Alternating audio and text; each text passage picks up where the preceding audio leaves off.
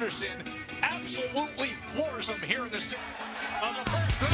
You see in the eyes of Uribe that he was ready to go, but you know, He's unfighting. I am the greatest. A lot more oomph on his shots. Right hand.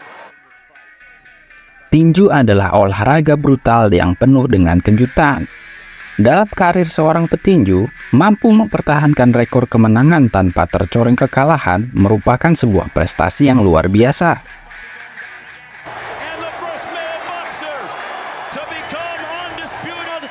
Namun, bagaimana kalau ada seorang petinju yang tidak pernah terkalahkan juga merupakan prospek cemerlang, namun secara mengejutkan ia memilih pensiun saat masa primanya. Ya, kali ini kita akan membahas seorang petinju terbaik di kelas menengah pada masanya. Dia adalah petinju Rusia dengan julukan The Grandmaster, Dmitry Pirog. Seberapa hebatkah Dmitry Pirog sebenarnya? Para pengamat tinju dunia seringkali membicarakan tentang petinju Rusia satu ini pada masa primanya. Mereka menyebut bahwa bakat yang dimiliki Pirog merupakan sebuah anugerah, di mana Pirog memiliki IQ bertanding yang sangat baik didukung dengan body balance yang luar biasa. Karena kehebatan dan kecerdasannya, maka Pirog mendapat julukan The Grandmaster. Layaknya seorang Grandmaster catur yang sangat pintar menggunakan IQ-nya saat bertanding. Sang Grandmaster ini dikaruniai kemampuan bertahan yang luar biasa. Mirip seperti Floyd Mayweather Jr., ia menggunakan perisai bahu untuk bertahan dan juga mengcounter lawan dengan pukulan uppercut. Terlebih lagi, Dmitry Pirog memiliki kecepatan pukulan untuk mengimbangi pergerakan lincahnya. Pirog dapat melancarkan pukulan kombinasi secepat kilat dari sudut manapun yang ia mau. Dan usut punya usut, ternyata Dmitry Pirog ini mempelajari gerakan Floyd Mayweather Jr. dan juga Sugar Ray Leonard sebagai referensi baginya. Nah, berarti sama dong dengan gaya bertarungnya Mayweather yang membosankan? Tentu saja tidak. Memang, kedua petinju ini memiliki gaya bertahan yang menggunakan perisai bahu. Namun, jika Mayweather bertahan sambil mundur, beda dengan Pirog. Dmitry Pirog, dia bertahan sambil terus maju menyerang.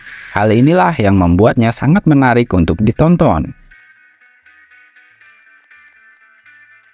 Pada 31 Juli 2010, Dmitry Pirog melakukan debutnya berlaga di tanah Amerika, di mana publik saat itu masih penasaran tentang seberapa hebat Dmitry Pirog sebenarnya. Dan penonton pun akan menyaksikan langsung pertarungannya di Las Vegas, Amerika. Lawan untuk debut di Amerika ini adalah seorang petinju tuan rumah, sekaligus prospek hebat di kelas menengah, Daniel Jacobs. Jacobs saat itu merupakan petinju muda dengan rekor tak terkalahkan. Pertarungan antar dua petinju tak terkalahkan ini memperebutkan sabuk WBO yang kosong pada saat itu. Tentu saja, nama Daniel Jacobs lebih populer dan juga sangat diunggulkan, serta dianggap memiliki skill bertarung yang hebat dibandingkan dengan Dmitry Pirog. Namun akhirnya, Dmitry Pirog membungkam semua anggapan itu. Ia membuktikan bahwasanya bukan hanya skillnya saja yang hebat. Dmitry Pirog membuktikan kepada dunia bahwasanya ia juga memiliki dagu beton yang tidak mudah ditumbangkan. Daniel Jacobs beberapa kali berhasil mendaratkan pukulan-pukulan tangan kanan yang keras. Namun entah bagaimana, Pirog memakan semua pukulan Jacobs seolah tak berefek apa-apa kepadanya. Kemudian, Pirog berhasil membalas dengan kombinasi pukulannya yang akhirnya membuat sang lawan berlutut. Puncaknya terjadi saat ronde kelima. Petinju Rusia ini menghentikan jagoan tuan rumah.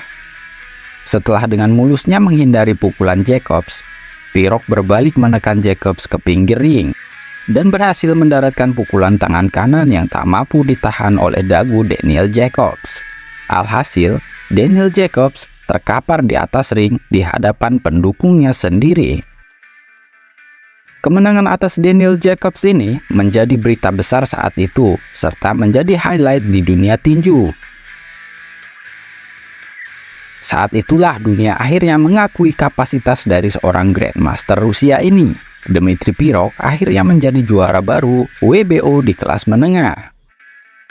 Setelah kemenangan sensasional atas Daniel Jacobs, Dmitry Pirog sukses mempertahankan gelarnya sebanyak 3 kali.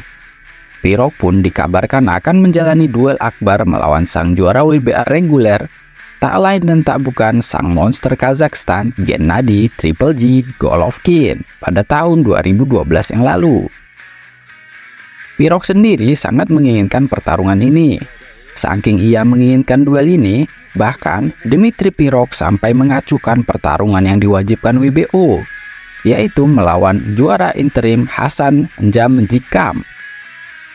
Akhirnya, akibat tak mau bertarung melawan N'Jikam, WBO mencabut gelar milik Dmitry Pirog.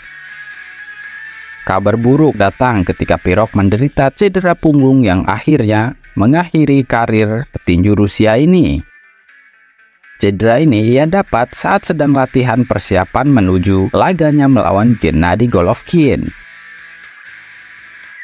yang pada akhirnya Triple G pun tidak jadi melawan Grandmaster Rusia ini. Posisi Dmitry Pirog sendiri digantikan oleh petinju Polandia Grzegorz Proksa. Dengan mudahnya Triple G menang melalui TKO di ronde kelima, dan kemenangan inilah yang menjadi awal dari ketenaran seorang Triple G. Bahkan sampai saat ini pun, para pengamat tinju masih membahas tentang pertarungan impian antara Dmitry Pirog melawan Triple G. Banyak yang percaya Dmitry Pirog akan memberikan kekalahan pertama bagi Triple G seandainya laga itu terjadi. Namun, laga itu hanyalah sebuah angan-angan yang tidak akan mungkin pernah terjadi.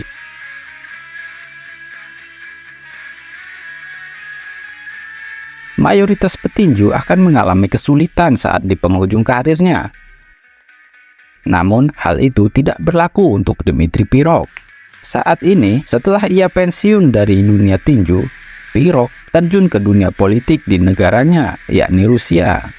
Ia menjadi Deputi Negara Duma dari Majelis Federal Federasi Rusia.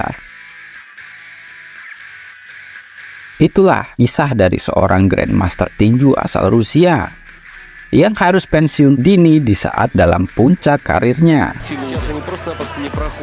Bahkan fans tinju sampai sekarang masih memperdebatkan tentang siapa yang akan menang jika Dmitry Pirog bertemu dengan Triple G. Apakah pukulan keras Triple G mampu menjatuhkan Dmitry Pirog? Atau sebaliknya, skill dan IQ bertanding Dmitry Pirog lah yang akan mengalahkan power Triple G? Kita tidak akan pernah tahu hal itu.